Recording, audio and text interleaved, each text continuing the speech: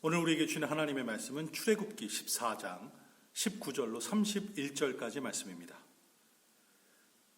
이스라엘 진압해 가던 하나님의 사자가 그들의 뒤로 옮겨가매 구름 기둥도 앞에서 그 뒤로 옮겨 애굽진과 이스라엘 진 사이에 이르러 서니 저쪽에는 구름과 흑암이 있고 이쪽에는 밤이 밝음으로 밤새도록 저쪽이 이쪽에 가까이 못하였더라. 모세가 바다 위로 손을 내밀매 하나님께서 큰 동풍이 밤새도록 바닷물을 물러가게 하시니 물이 갈라져 바다가 마른 땅이 된지라. 이스라엘 자손이 바다 가운데를 육지로 걸어가고 물은 그들의 좌우에 벽이 되니 애굽 사람들과 바로의 말들 병거들과 그 마병들이 다 그들의 뒤를 추격하여 바다 가운데로 들어오는지라. 새벽에 여호와께서 불과 구름 기둥 가운데서 애굽 군대를 보시고 애굽 군대를 어지럽게 하시며 그들의 병거 바퀴를 벗겨서 달리기가 어렵게 하시니 애굽 사람들이 이르되 이스라엘 앞에서 우리가 도망하자. 여호와가 그들을 위하여 싸워 애굽 사람들을 치는도다. 여호와께서 모세에게 이르시되 내 손을 바다 위로 내밀어 물이 애굽 사람들과 그들의 병거들과 마병들 위에 다시 흐르게 하라 하시니 모세가 그 손을 바다 위로 내밀매 새벽이 되어 바다의 힘이 회복된지라. 애굽 사람들이 물을 거스러 도망하나 여호와께서 애굽 사람들을 바다 가운데 엎으시니 물이 다시 흘러 병거들과 기병들을 덮되 그들의 뒤를 따라 바다에 들어간 바로의 군대를 다 덮으니 하나도 남지 아니하였더라. 그러나 이스라엘 자손은 바다 가운데를 육지로 행하였고 물이 좌우에 벽이 되었더라. 그날에 여호와께서 이같이 이스라엘을 애굽 사람의 손에서 구원하심에 이스라엘이 바닷가에서 애굽 사람들이 죽어 있는 것을 보았더라. 이스라엘이 여호와께서 애굽 사람들에게 행하신 그 큰 능력을 보았으므로 백성이 여호와를 경외하며 여호와와 그의 종 모세를 믿었더라. 하나님의 말씀입니다. 말씀을 주신 하나님께 감사드립니다.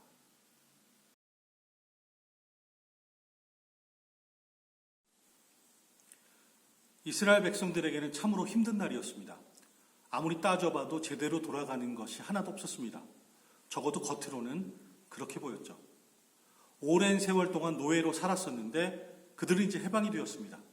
그들의 하나님이 이집트 사람들을 설득해서 그들은 이제 자유의 몸이 되었죠. 하지만 그 과정 가운데서 내리신 재앙 때문에 바로 왕은 분노로 가득했습니다. 바로 왕과 그의 군대가 이스라엘 백성들의 뒤를 바짝 쫓아왔습니다. 그리고 이스라엘 백성들은 더 이상 피할 곳이 없었죠. 그들의 등 뒤에는 홍해가 있습니다. 그리고 그들의 앞에는 무서운 속도로 그들을 향해 달려오는 바로 왕과 그의 군대가 있었습니다. 이제 곧 그들을 덮치고 사륙을 시작할 그런 때였습니다. 바로 그때 이스라엘 백성들은 모세를 향해서 울부짖었습니다. 이집트에 무덤이 없어서 우리를 이 광야로 데리고 나와 여기서 죽게 하는 겁니까? 어떻게 우리를 이집트에서 끌고 나와서 이렇게 하실 수 있습니까? 자유를 얻는 건 참 좋은 일이지만 우리가 죽는다면 그 자유가 다 무슨 소용이 있겠습니까? 자유롭게 죽느니 차라리 노예로 하루하루 더 살아가는 것이 더 낫지 않겠습니까? 노예로라도 살아있으면 앞으로 살아갈 미래라도 있지. 여기서 죽으면 이게 다 무슨 소용입니까? 그리고 곰곰이 생각해보면 이집트 사람들이 그리 나쁘지도 않았습니다. 그렇게 이스라엘 백성들은 불만과 불평을 내뱉어 놓았습니다. 우리는 이미 영화를 통해서 그리고 애니메이션을 통해서 다 봤죠. 10개란 아주 좋은 영화 때문에 우리는 다음에 무슨 일이 일어날지 다 잘 알고 있습니다. 하나님께서 명령을 하시고 명령을 받은 모세는 물 위로 팔을 뻗습니다. 그리고 하나님께서는 바다를 가르십니다. 이스라엘 백성들은 홍해를 마치 마른 땅처럼 걸어서 건너고 그 뒤를 쫓아가던 바로의 군사들은 다시 그들 위에 몰려든 물 때문에 빠져서 익사하고 말았습니다. 우리가 너무나도 잘 아는 이야기죠. 저는 그 자리에 있었던 적이 있었습니다. 실제로 제가 홍해를 가보거나 바다를 마른 땅처럼 건넜다는 이야기는 아닙니다.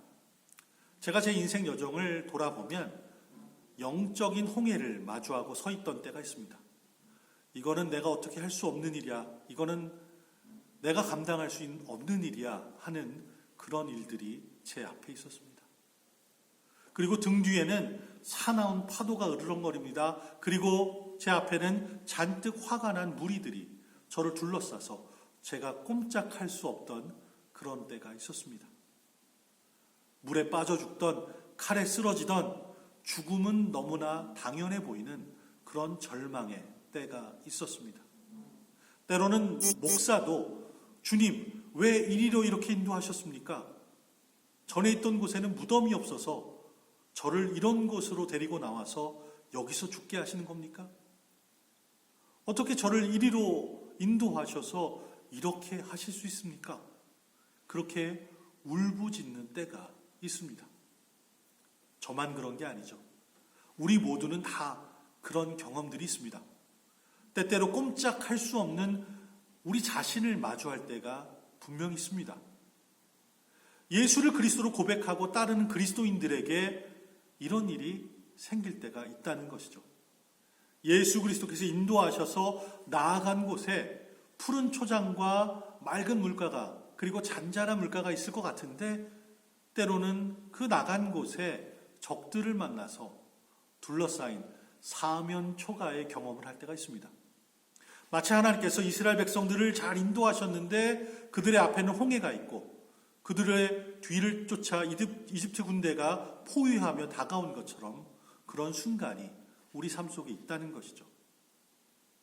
하나님께서 이스라엘 백성들을 홍해에서 멸하시려고 그렇게 계획을 하셔서 그들을 그곳까지 인도하신 것은 아니었습니다.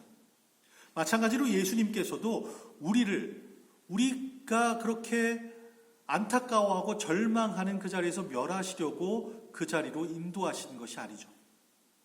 그 자리로 인도하신 것은 하나님의 전능하신 능력으로 우리의 구원을 이루시고 그 사랑과 은혜를 증명해 보이시기 위해서 우리를 그 자리로 인도하신 것이죠.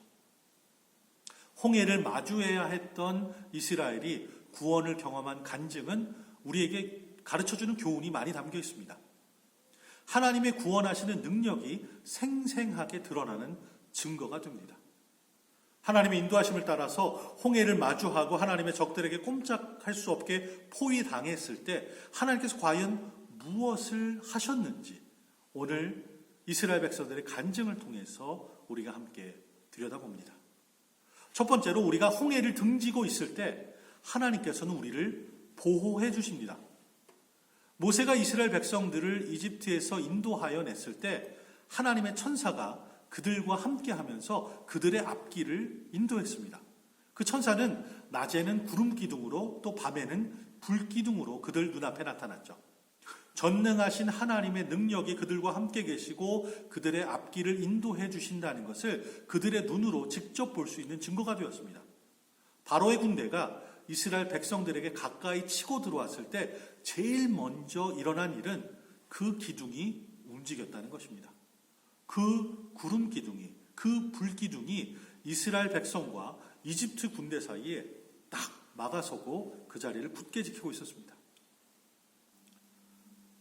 우리가 인생길을 가는 동안 겪게 되는 여러 가지 일들 중에 특별히 막다른 골목을 마주하고 하나님의 적들이 우리를 포위한 것을 마주하게 될 때 하나님께서 가장 먼저 하시는 것도 바로 그것입니다.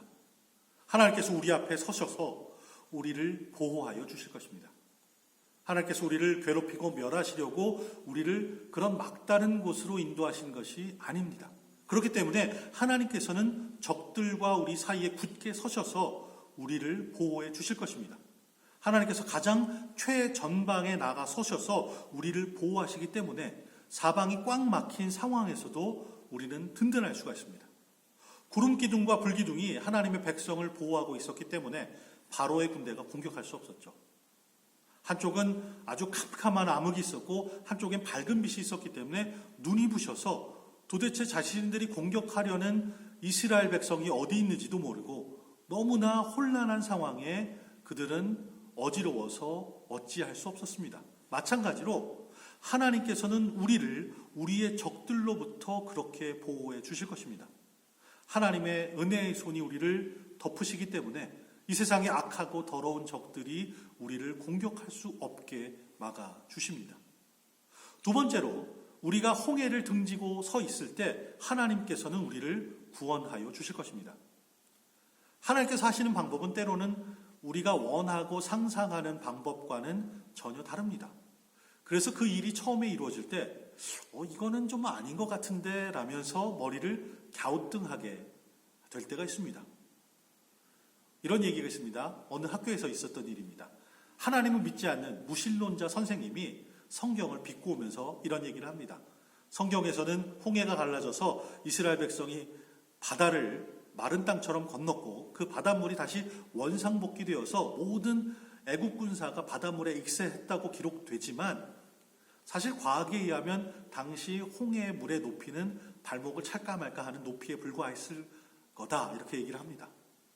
그러자 교회를 열심히 다니는 한 학생이 손을 번쩍 들고 이렇게 대답을 합니다. 선생님, 그러니까 그게 얼마나 놀라운 일입니까? 하나님께서는 그렇게 얕은 물로도 수많은 이집트 군사들을 다 물에 빠져 죽게 하셨으니 정말 전지전능하지 않습니까? 하나님의 방법은 참 신기하고 놀랍죠. 세상은 이런 것들을 어떻게든 좀 설명해서 아무것도 아닌 일처럼 이야기하려고 애를 씁니다. 물고기 2마리와 보리떡 5개로 그 수많은 사람을 먹이신 일도 이렇게 해석하는 사람들이 있어요.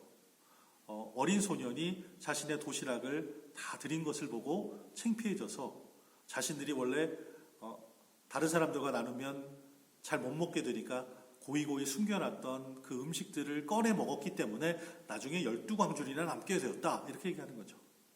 그런데 그것도 얼마나 큰 기적입니까? 그런 작은 소년의 헌신을 통해서 모든 사람이 다 헌신할 수 있도록 만드는 것은 참 큰 기적이죠. 제가 그것을 믿는다는 얘기는 아닙니다. 하나님의 방법은 우리 인간이 이건 논리적이지 않아, 이건 사실 말도 안 되는 거야, 그렇게 고개를 갸우뚱하게 하기 때문에 신기하고 놀라운 거죠. 우리의 상상을, 우리의 이해를 뛰어넘는 방법이어서 지나고 나서야 그 뜻과 이유를 알 수 있게 됩니다. 그래서 처음 그것을 마주하게 되면 이게 도대체 뭔가 싶을 때가 있습니다. 이걸 좀 이렇게 해주시오, 하나님 좀 이렇게 좀 해주셨으면 좋겠습니다. 우린 우리의 방법을 얘기합니다. 우리의 시간을 얘기합니다. 하나님 이때 이렇게 좀 해주시면 제가 참 좋겠습니다. 이게 최선입니다. 그런데 하나님은 그런 것 안 들어주시고 하나님의 방법으로 하나님의 때에 이루어 주시죠.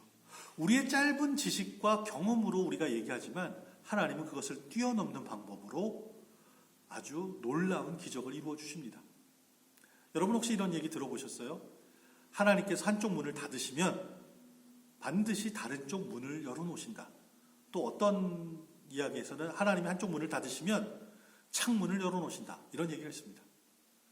오늘 본문에서 하나님께서 이스라엘 백성을 위해서 하신 일이 바로 그것이죠. 이스라엘 백성들은 홍해를 마주했습니다. 이집트 군사들이 뒤에 쫓아옵니다. 하나님께서 이렇게 문을 닫으셨으면 한쪽 문을 좀 열어놓으셔서 도망갈 길을 어딘가 좀 열어놓으셨으면 좋겠는데 문이 다 닫힌 것처럼 보입니다. 그런데 그때 하나님께서 명령을 하시죠. 모세는 2팔을 쭉 뻗어서 바다를 향합니다. 그러자 사나운 바람이 불면서 홍해가 둘로 갈라집니다.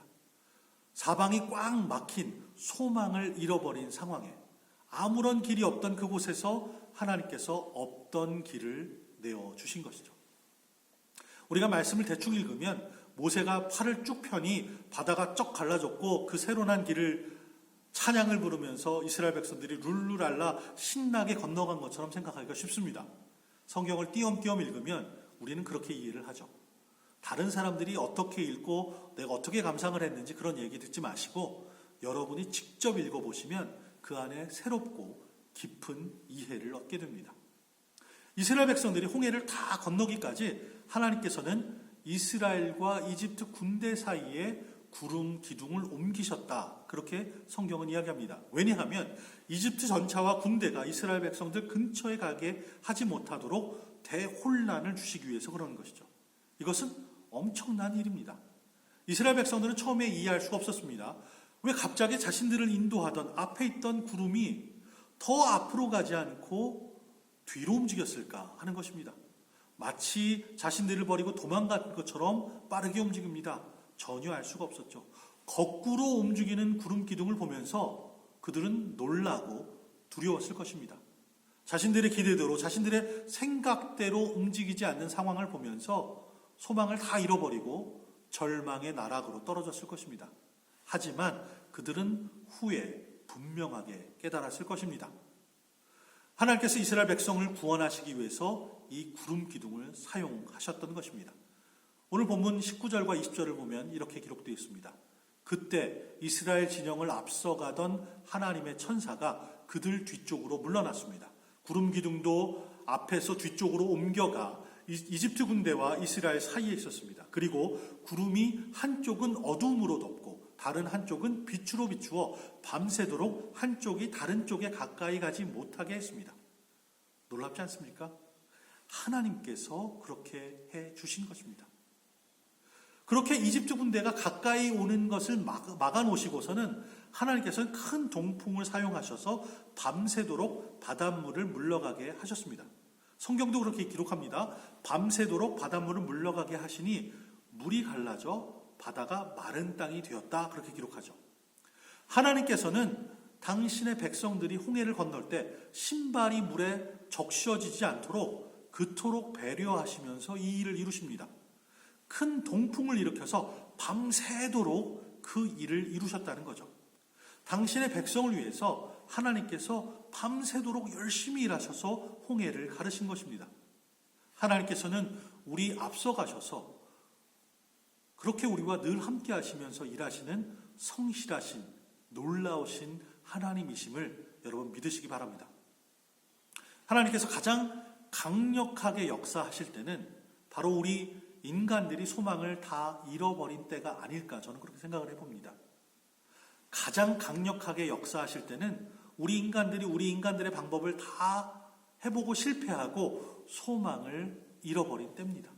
우리가 믿고 있고 우리가 알고 있던 것들이 다 실패하고 소용이 없고 오직 하나님만 남았을 때 우리는 비로소 하나님만이 우리 구원이시라는 것을 진하게 경험하게 됩니다.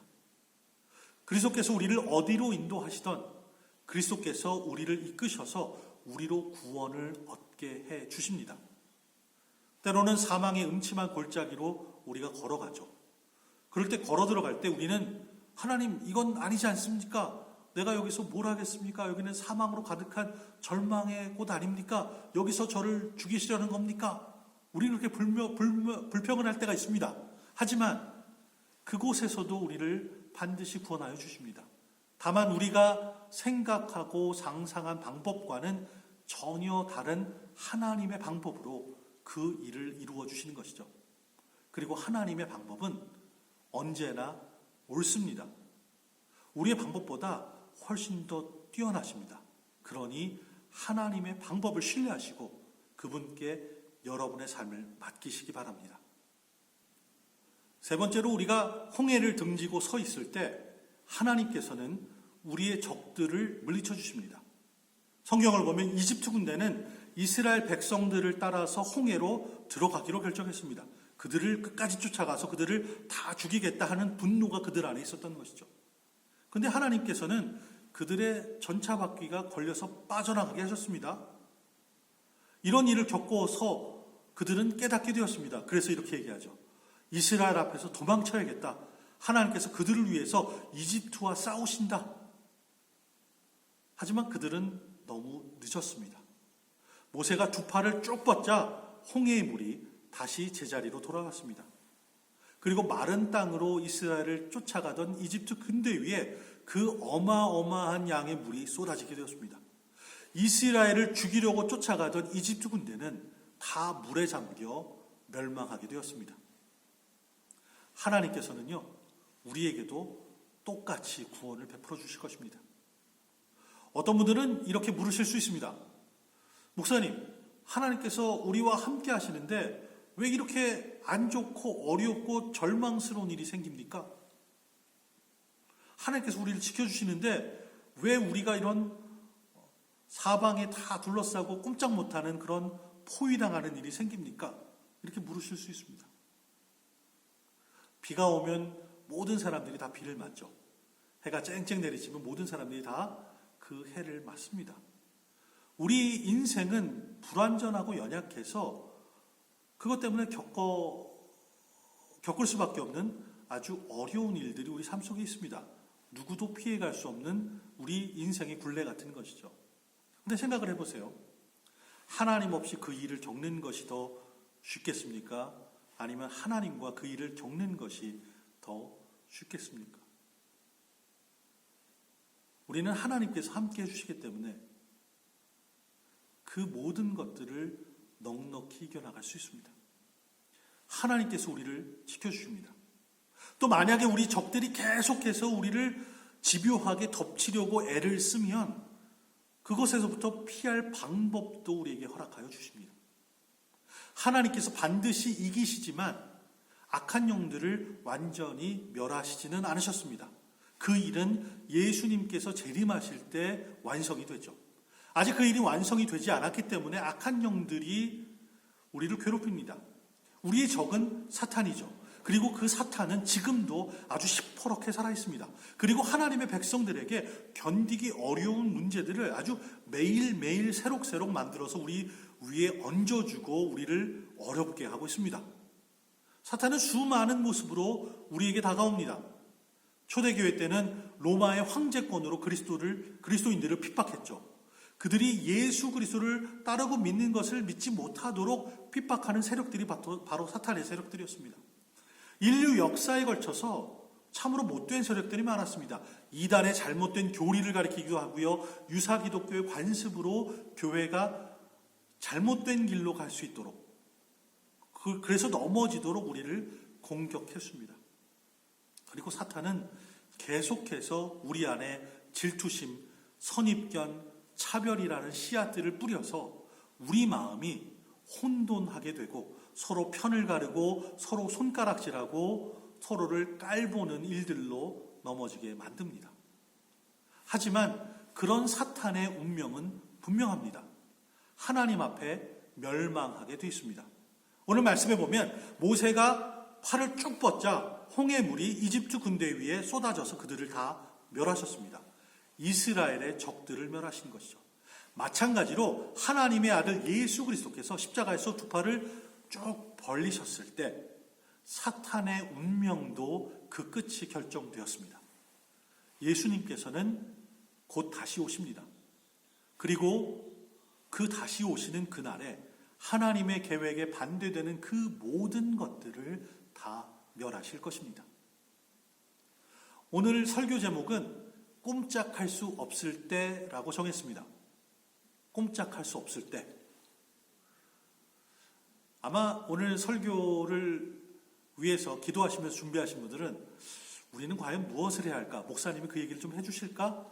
이런 기대를 하셨을 거라 저는 잠깐 생각을 해봅니다. 하지만 아직 우리가 무엇을 해야 하는지에 대한 이야기는 저는 한마디도 하지 않았습니다.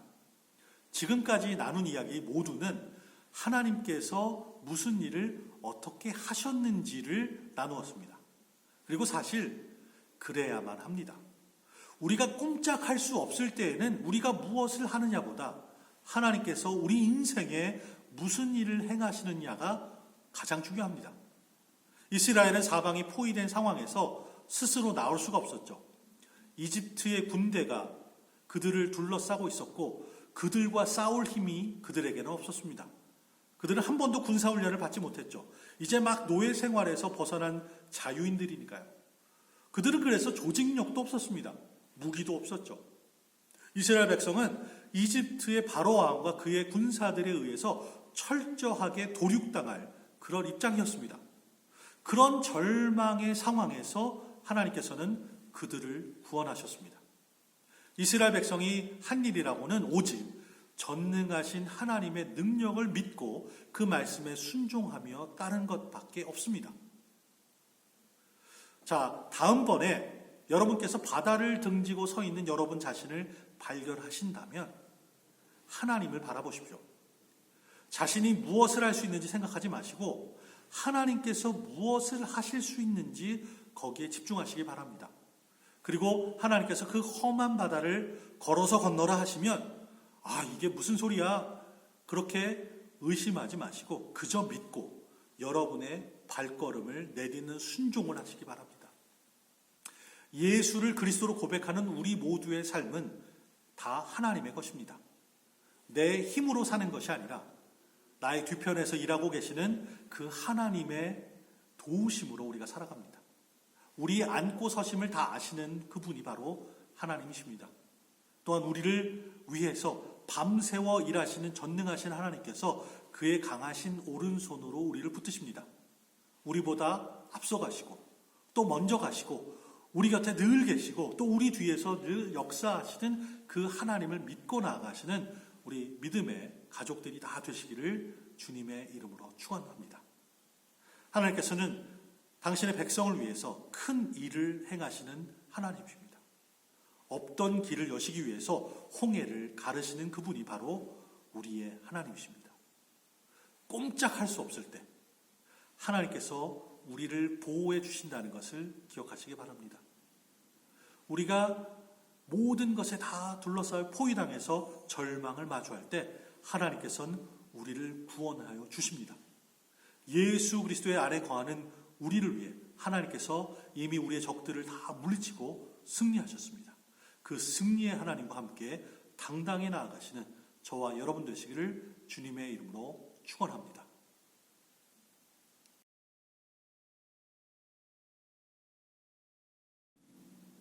요즘 참 많이 어렵습니다. 이 코로나 바이러스로 모든 것들이 예전 같지 않죠. 함께 모여서 예배를 드리는 것도, 또 우리가 하는 사업도, 우리의 직장 일들도, 아이들이 학교를 다니는 모든 것들이 다 새로운 일들로 가득합니다. 그리고 그 새로운 일들이 그리 기쁘지만은 않습니다. 그 안엔 우리를 절망시키는 그런 사실들이 많이 있습니다. 요즘에 자살률도 참 많이 올라간다고 합니다. 많은 사람들이 소망을 잃어버리고 절망을 하는 것이죠. 마치 홍해를 뒤로하고 사방의 적들이 공격해오는 것 같은 그 절대절명의 상황 속에 아무것도 할 수 없다 하는 그런 현실을 매일매일 우리가 마주합니다. 그런데 우리는 기억해야 합니다. 하나님께서 우리와 함께 하십니다. 그리고 하나님께서 우리와 함께 하시니 하나님께서 우리를 보호해 주시고 우리를 구원하여 주시고 우리로 승리를 얻게 해주십니다. 아직 이것을 모르는 사람들이 우리 가정 중에, 우리 이웃 중에, 또 함께 일하는 사람 중에 있습니다. 그것을, 이 귀한 복음을 나누어 주시는 이 한 주간 되시기를 주님의 이름으로 축원합니다.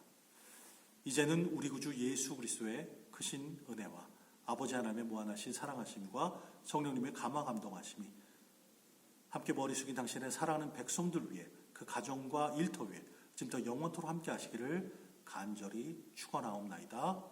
아멘.